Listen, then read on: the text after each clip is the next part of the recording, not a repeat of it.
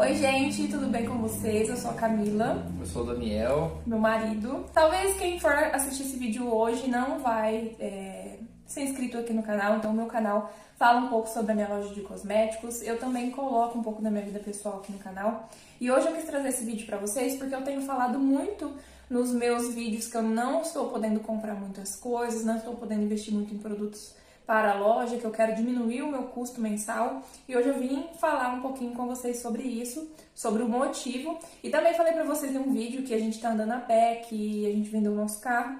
E também vou explicar aqui nesse vídeo. É claro que sim, a gente não precisaria, né, trazer detalhes, mas são coisas que podem ajudar outras pessoas. Muitas coisas que tem nesse vídeo a gente descobriu agora também, né, que era possível fazer agora, então vai ajudar muita gente e por isso que a gente decidiu trazer esse vídeo. E principalmente porque de domingo eu tô trazendo um tema mais assim pessoal pro canal. Então, a gente vai fazer um financiamento Minha Casa Minha Vida e a gente começou já com essa etapa aí do financiamento. A gente mora aqui hoje na casa do meu pai, e a gente quer ter a nossa casa, né? Então, a gente vai explicar pra vocês um pouquinho como que tá funcionando, o que a gente precisou fazer até agora. A etapa que a gente tá é aguardando a resposta da Caixa, que é quando ela chama ou não para ir assinar os documentos. Então, a gente vai chegar até essa fase explicando pra vocês o que aconteceu no decorrer desses meses. Bom, vou começar explicando aqui um pouco então, né, da experiência que a gente tá tendo. No caso, a gente está fazendo aquisição de terreno, mas construção, né? E como que funciona? No caso, a gente não tinha o terreno. Primeiro a gente foi lá, deu uma rodada no bairro lá, achamos um terreno que a gente queria comprar. Por sorte, era um terreno de um pessoal da família do meu pai. A gente conseguiu uma negociação boa com eles. Que a gente nem imaginava que era, né? Na verdade, a gente descobriu quando a gente foi ligar. A gente viu o número lá na plaquinha, né, e foi entrar em contato e descobriu que era deles.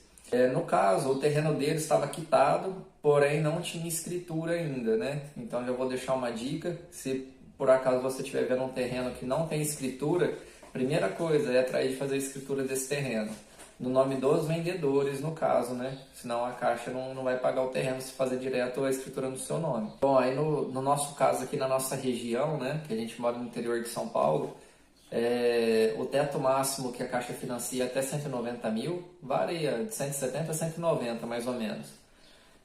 Só que a Caixa não financia 100% do valor, financia 80%.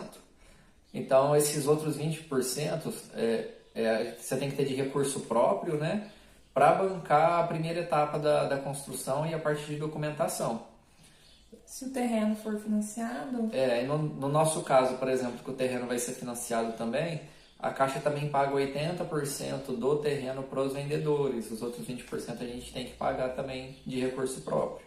Que foi onde a gente vendeu o carro para ter o recurso aí para a primeira etapa e para pagar essa documentação, que tem bastante documento para pagar também, e pagar o restante do terreno. Bom, aí depois que a gente viu o terreno e tal, conversou com os proprietários e a gente também descobriu aí sobre a escritura do terreno, a gente foi fazer uma pré-aprovação pela Caixa. Quando a gente vai lá no correspondente e conversa com eles sobre o financiamento, eles pedem toda a documentação e eles enviam para a Caixa e a Caixa avalia se você está apto para fazer esse financiamento. Se ela te liberar a aprovação, aí você tem que mandar todo o restante da documentação, tudo certinho, a gente vai comentar o que é. E aí continua o processo da Caixa. No nosso caso, a nossa renda é informal, porque eu ainda estou no MEI, então eu não tiro o prolabore, né? Eu tiro meu salário no mês, mas ainda não é considerado um prolabore de acordo aí com a burocracia e tal. Não tem uma documentação provando que esse valor é retirado todos os meses. Então, a comprovação da nossa renda foi com o extrato bancário. Então, é uma renda informal. Devido a essa renda informal, a Caixa liberou um valor menor do que esses 190 mil pra gente. Então, o teto máximo pra gente era um valor menor do que esses 190 mil. E eu não vou explicar pra vocês o valor nem nada, porque isso vai variar muito de acordo com como você vai comprovar a sua renda. Mas a primeira coisa que falaram pra gente quando a gente foi ver é que a gente não ia conseguir fazer porque eu era MEI e não tinha renda. Mas a gente foi no escritório, no correspondente da Caixa, conseguiu enviar todos os extratos de todas as contas que eu tenho, que o Daniel tem, e aí a gente conseguiu essa pré-aprovação da Caixa. No caso também depende muito do histórico de cada pessoa, né? Para começar, você não pode ter restrição, senão já não vai aprovar. Mas tem a questão de score e do histórico financeiro, idade, né? Também. Idade, porque no caso, o meu histórico sempre foi muito bom, só que eu estou desempregado, estou sem registro no caso, né? Se eu tivesse registrado, teria facilitado e teria liberado um valor maior, provavelmente também. Bom, gente, depois que a gente recebeu essa pré-aprovação, né, da Caixa, a gente foi cotar, porque aí não é nada formal. Essa pré-aprovação ela vale por 90 dias e você pode decidir se você realmente vai fazer esse financiamento ou não. E aí a gente foi cotar se realmente era possível, cabia no nosso orçamento. Então a gente conversou com um engenheiro, que depois o Daniel vai explicar um pouquinho qual vai ser a participação dele nesse projeto aí. A gente conversou com ele e ele explicou algumas coisas pra gente e passou alguns valores de metro construído, valor de pedreiro. A gente conversou com o pedreiro, fez um orçamento com ele de acordo com o tamanho da casa que a gente queria. E a gente viu que era possível, que cabia no nosso orçamento. A gente refez, né, o orçamento da casa, colocou os gastos tudo certinho ali, o que a gente poderia gastar e o que a gente teria que ter de renda no mínimo para a gente pagar todas essas contas, incluindo o financiamento. Bom, aí aqui, né, no nosso caso, o engenheiro que a gente está contratando, né, o serviço dele é o seguinte: ele faz o projeto da casa, ele cobrou um valor fixo de projeto de R$2.000. Só que dentro desses R$2.000 ele faz o projeto, né, a planta baixa, ele fez uma maquete eletrônica pra gente da fachada da casa. E a planilha, toda a planilha da Caixa, a burocracia da Caixa, ele quem preencheu tudo também. E no caso, ele vai cobrar R$700 né, mensais, que é para ele acompanhar a obra, e também ele faz um mapa de cotação. Então, por exemplo, a gente vai comprar, sei lá, 50 sacos de cimento, um exemplo.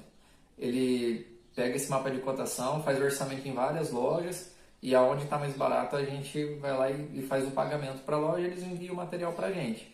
Então a gente achou muito vantajoso, né, apesar de pagar os R$700 mensais, só que a economia que a gente vai ter, no caso, quando for comprar o material. Porque se você comprar mal, né, você acaba gastando mais e provavelmente passaria desses R$700 o desperdício que a gente ia ter. Fora que a transparência, né? A gente vai ter o controle total do valor que vai ser liberado pela Caixa, do valor que a gente tem de recurso próprio. Ele não vai ter esse acesso ao dinheiro, ele vai ter essa função de fazer o orçamento, de falar a quantidade, para a gente não comprar excessos, não comprar coisas, às vezes, de qualidade inferior, porque às vezes também a gente poderia cotar o preço, mas nem sempre o mais barato é o mais vantajoso, e ele já está mais a par disso. A gente já foi atrás de construtoras outras vezes, as construtoras cobravam um valor de entrada, e aí quando a gente chegava no valor de metro construído, a casa ia ficar muito pequena e nenhuma delas a gente conseguiu colocar com uma suíte, que é a nossa prioridade assim, na casa, dentro do orçamento que a gente conseguiria financiar. E dessa vez, com essa transparência aí do engenheiro, com todo o controle que a gente tem, a gente vai conseguir fazer uma casa um pouquinho maior do que as outras que a gente viu e a gente vai ter a nossa tão sonhada suíte. E essa planilha que o engenheiro fez, ela consta todas as etapas de construção, porque ela tem que ser enviada para a Caixa junto com a documentação. Então, ela tem lá a primeira etapa. A primeira etapa é a parte da fundação, do alicerce, etc. Ele descreve toda a construção da casa. Ele tem todo o orçamento dessa primeira etapa que ele passa para a Caixa. E a gente só tem que cumprir até essa etapa aí. Mas essa planilha que ele faz, ela tem que ser enviada junto com a pré-aprovação para que o engenheiro avalie e venha visitar a obra, venha visitar o terreno para poder liberar. Recapitulando, para a gente fazer esse financiamento, primeiro você precisa ter um pouco de recurso próprio, porque como o Daniel disse, a Caixa ela paga 80% tanto do terreno quanto da construção. Se você for financiar só a construção, não sei te falar se seria o mesmo valor, se seria a mesma parcela, mas a Caixa também pagaria 80%. Esses 20%, que é o que aparece na simulação como entrada, é o valor que você teria que ter de recurso próprio. No caso, conversando com o engenheiro, ele explicou pra gente que você não é obrigado a ter esse valor X que tá lá. Por exemplo, vamos supor que apareça que tenha que ter 60 mil de entrada para você fazer o financiamento pela Caixa. Não, você não é obrigado a provar para a Caixa que você tem esses 60 mil. Mas até a primeira etapa que você colocou na planilha, você tem que cumprir, independente se você gastou esses 60 mil ou não, para chegar até nessa etapa, né? Então, a primeira coisa, a gente tem que ter um recurso próprio. A segunda... Você falou? É que, tipo assim, às vezes tá lá que a entrada seria 60 mil, igual o exemplo que a Camila deu. Só que a primeira etapa ficaria 35 mil, não ficaria os 60 mil, né? Então você tem que ter no mínimo esses 35 mil para cobrir a primeira etapa aí de construção.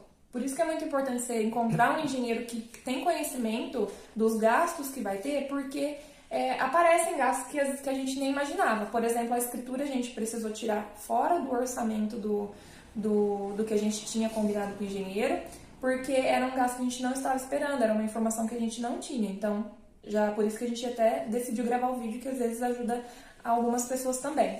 Enfim, né? Recapitulando aí, o recurso próprio, o terreno, pode ser seu terreno quitado, pode ser um terreno que você financiou, ou pode ser um terreno que você vai comprar de uma terceira pessoa, desde que esse terreno esteja no nome, registrado, com escritura dessa pessoa que você vai comprar, porque precisa, para a pessoa receber esse dinheiro, toda a documentação que você enviar para a Caixa precisa estar no nome dela.